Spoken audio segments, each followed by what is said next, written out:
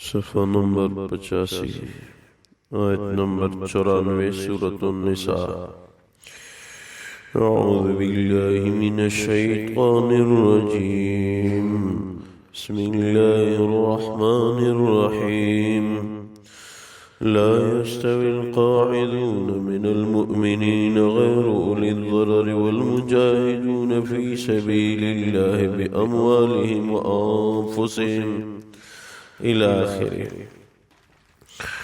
اللہ تبارک و تعالی فرماتے ہیں لا يستوي القاعدون من المؤمنين غير أولي الضرر، برابر نہیں ہے وہ لوگ جو کہ جہاد سے بیٹھے ہوئے ہیں اور ایمان والے ہیں، بغیر کسی عذر کے جہاد نہیں کرتے۔ والمجاہدون فی سبیل اللہ باموالہم وانفسہم، یہ لوگ ان کے برابر نہیں ہیں جو جان و مال پیش کر کے اللہ کے راستے میں جہاد کرتے ہیں۔ فضل اللہ المجاہدین باموالہم وانفسہم علی القاعدین درجہ، اللہ نے ان لوگوں کو جو جان و مال کے ساتھ جہاد کرتے ہیں گھر بیٹھے ہوئے لوگوں سے بڑھ کے فضیلت دی ہے۔ وَكُلًّا وَعَدَ اللَّهُ الْحُسْنَى، ویسے تو ہر مومن کے لیے اللہ کا وعدہ اچھا ہے، جنت کا ہے۔ وَفَضَّلَ اللَّهُ الْمُجَاهِدِينَ عَلَى الْقَاعِدِينَ أَجْرًا عَظِيمًا، مگر اللہ نے فضیلت دی ہے جہاد کرنے والوں کو بیٹھے ہوئے لوگوں پہ بہت بڑے اجر کے ساتھ۔ درجات منہ ومغفرۃ ورحمہ، اللہ کی طرف سے ان کے ہاں ان کے لیے بہت بڑے درجات ہیں، اللہ کی طرف سے مغفرت ہے اور رحمت ہے۔ وَكَانَ اللَّهُ غَفُورًا رَحِيمًا، اللہ تبارک و تعالی بخشنے والے مہربان ہیں۔ اللہ تبارک و تعالی ان آیات مبارکہ میں مجاہدین کی فضیلت ذکر فرما رہے ہیں کہ جو لوگ جہاد کرتے ہیں ان کی بہت بڑی فضیلت ہے۔ کام قربانی کا ہے، جان پیش کرنی پڑتی ہے، اس لیے اجر بہت زیادہ ہے۔ اور ظاہر ہے کہ دوران جہاد خرچ بھی کرنا پڑتا ہے، تو مال بھی پیش کرنا پڑا اور جان بھی۔ اللہ کی ذات کو یہ انداز بہت پسند ہے، بلکہ ارشاد فرمائے کہ ان لوگوں کو مردہ مت کہو، یہ لوگ زندہ ہیں، ان کو رزق دیا جاتا ہے۔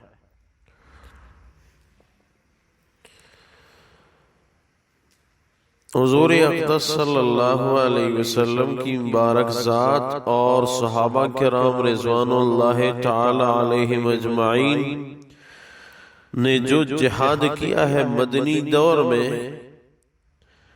ان کے اصول کو اگر مد نظر رکھا جائے تو جہاد اسلام اور مسلمان کے گھر گھر کی حفاظت کا ذریعہ ہے، اسلامی ممالک کی حفاظت کا ذریعہ ہے۔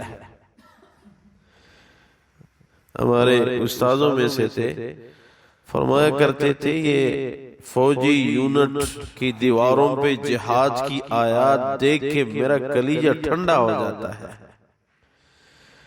کہ مسلمان قوم اپنی فوج کے ساتھ ایک ہے اور اپنے ملک کی حفاظت کرے گی۔ مسلمانوں کو ایک ہونے کی بڑی ضرورت ہے۔ وہ ہمارے احادیث کے استاذوں میں سے تھے، فرمانے لگے کہ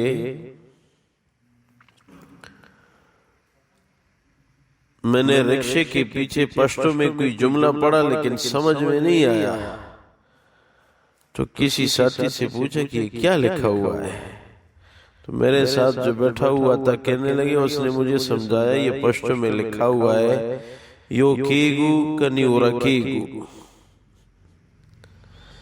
یو کیگو کنیورا کیگو، مطلب یہ ہے کہ ہم ایک ہو جاتے ہیں، اگر ہم ایک نہیں ہوتے تو مسلمان مٹ جائے گا۔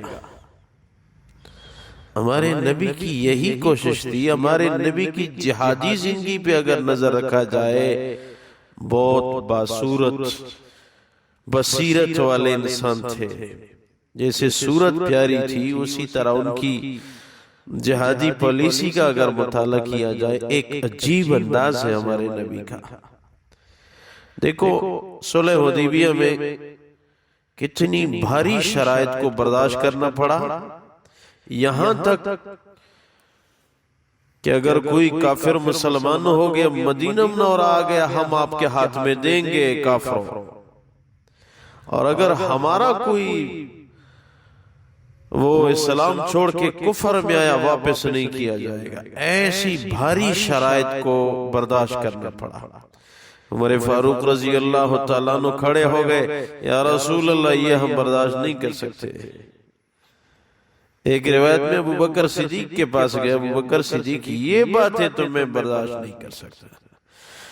فرمایا عمر اللہ کے نبی جو کچھ کرتے ہیں اس پہ خاموش رہو، اسی میں بہتری ہے۔ دیگر بھاری شرائط لکھی گئی، ان کو برداشت کرنا پڑا، لیکن نتیجہ کیا ہوا؟ دشمن تقسیم ہو گیا، مشرکین کے ساتھ صلح ہوئی، حضور سن 6 ہجری میں حدیبیہ سے واپس گئے تو تلوار اٹھائی اور خیبر فتح ہو گیا۔ یہودی کمزور ہو گئے، دشمن تقسیم ہو گیا۔ دشمن کو تقسیم کرنا یہ اسلام کی پالیسی ہے، اور یہی پالیسی غیروں نے اپنائی ہوئی ہے، وہ مسلمانوں کو تقسیم کر رہے ہیں۔ اپنے وطن کی محبت یہ ایمان کا حصہ ہے، یہ راستہ ہمیں صحابہ نے سکھایا ہے۔ صحابہ کرام مدینہ منورہ میں مکہ مکرمہ کی طرف سے جب ہوا آتی تھی رویا کرتے تھے، یہ ہمارے وطن کی ہوا ہے۔ وطن کی محبت یہ ایمان کا حصہ ہے، یاد رکھیں۔ اب یہ ملک رہے گا تو ہم رہیں گے، یہ ملک نہ رہے تو ہم کیسے رہیں گے؟ یہ قرآن کا درس کیسے ہوگا؟ یا حدیث کی خدمت کس طرح ہوگی؟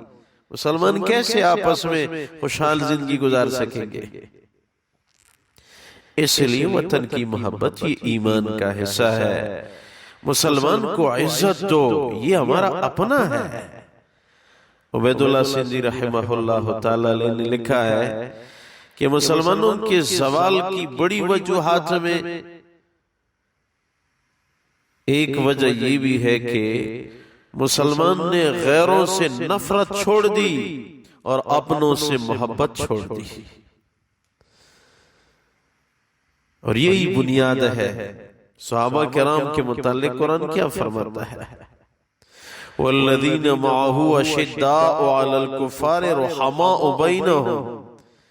میرے رسول کے پاس جو ساتھی تھے ان کا مزاج یہ تھا، اللہ فرماتے ہیں کہ وہ کافروں کے لیے بڑے سخت تھے، آپس میں بڑے نرم تھے۔ معاملہ ہمارا الٹا ہو گیا ہے۔ مسلمان کے ساتھ خندہ پیشانی سے پیش آ جائیں، ان کی طرف سے اگر کوئی کمی بیشی ہو اس کو ہم برداشت کریں، اور ان کو خوش باش اپنے دین پہ لائیں، ان کو شاباش دیں۔ آپ اپنی دین کو اپنائیں، نماز پڑھا کرو، سچ بولو، تجارت شریعت کے مطابق کرو، آپس کے غم خوشی میں شریک ہو، آپس کی لڑائی جھگڑوں سے اجتناب ہو۔ یہ اسلام کا سبق ہے۔ ہمارے نبی نے جو ہمیں دین دیا ہے، جو جہادی اصول دیے ہیں، وہ کبھی بھی دہشت گردی نہیں ہے، یہ ذہن میں رکھیں۔ ہمارا نبی 1 نمبر تھا، اور ہمارے نبی نے ہمیں 1 نمبر دین دیا ہے۔ نہ ہمارا نبی 2 نمبر تھا اور نہ ہمارا دین 2 نمبر ہے۔ ہاں میں 2 نمبر ہو سکتا ہوں، ہمارا دین کبھی 2 نمبر کا نہیں ہے۔ ہماری کتاب میں کوئی 2 نمبری، کوئی تحریف نہیں ہوئی، اس کی حفاظت کا ذمہ اللہ نے لیا ہے۔ ہاں پیغمبرانہ اصول کو اپنایا جائے تو پھر اسلامی سرحدات کی حفاظت ہوگی، یہ ملک محفوظ رہے گا اور یہ خطہ محفوظ رہے گا، مسلمانوں کے شہر محفوظ ہو جائیں گے اگر نبی والی زندگی اختیار کی گئی تو۔ اس طرف دھیان کی ضرورت ہے، اس طرف توجہ کی ضرورت ہے، یہ بھی اللہ کا ایک حکم ہے۔ ہمارے ایک ساتھی کہنے لگے لاہور میں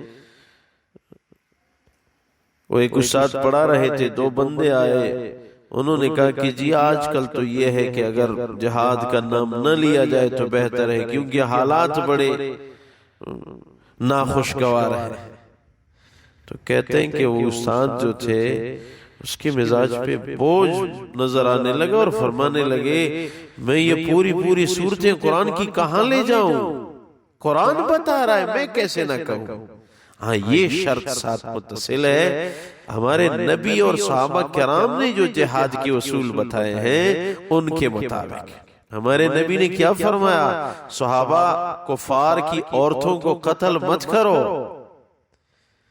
ان کے بچوں کو قتل مت کرو، جو تمہارے مقابلے میں آئے مسلمانوں کو ستا رہے ہیں ان کو قتل کرو۔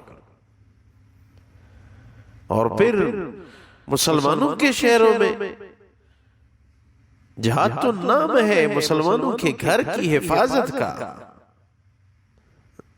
اتنی بات ذہن میں ضرور رکھیں، اگرچہ ہمارا ایمان کمزور ہے، ہم کافروں کے خلاف تلوار نہیں اٹھا سکتے، ہم کمزور ہیں، لیکن یاد رکھنا یہ اللہ کا حکم ضرور ہے، ہم سے پوچھو گی، اللہ کا حکم ضرور ہے۔ قرآن میں سینکڑوں آیات ہیں، یہ چیز ہے بھاری، یہ بہت بھاری حکم ہے، یہ کوئی معمولی کام نہیں ہے میدان میں نکلنا، یہ صحابہ کرام کا کام تھا۔ ہمارے ایک ساتھی کہنے لگے صحابہ کرام میدانوں میں ایسے احد میں اترتے تھے، حنین میں اترتے تھے، غزوہ خندق میں اترتے تھے، جس طرح ہمارے جوان عصر کو کھیل کے میدان میں اترتے ہیں۔ کھیل کے میدان میں کوئی جوان نہ جائے، بھئی آپ تو روزانہ جاتے ہیں، آج آپ کیوں نہیں جاتے؟ تمام جوان جاتے ہیں، آپ نہیں جاتے۔ جی میری ٹانگ ٹوٹ جائے گی، میں فٹ بال نہیں کھیلتا۔ سب جوان کہتے ہیں بڑا بزدل ہے۔ صحابہ کا مزاج ایسے تھا، وہ مرد تھے، رجال اللہ نے ان کے لیے قرآن میں فرمایا ہے، صحابہ مرد تھے، وہ میدانوں میں اترنے والے تھے۔ یہ صحابہ کا راستہ ہے، لیکن صحابہ کرام کے اصول کے ساتھ۔ اگر ہم اصول چھوڑ دیں تو پھر نقصان بن جاتا ہے۔ اپنے نبی اور صحابہ کرام کے اصول چاہے جس شاخ میں بھی ہم چھوڑ دیں گے تو وہ شاخ ہمارے لیے فائدے کے بجائے نقصان کا ذریعہ بنے گا۔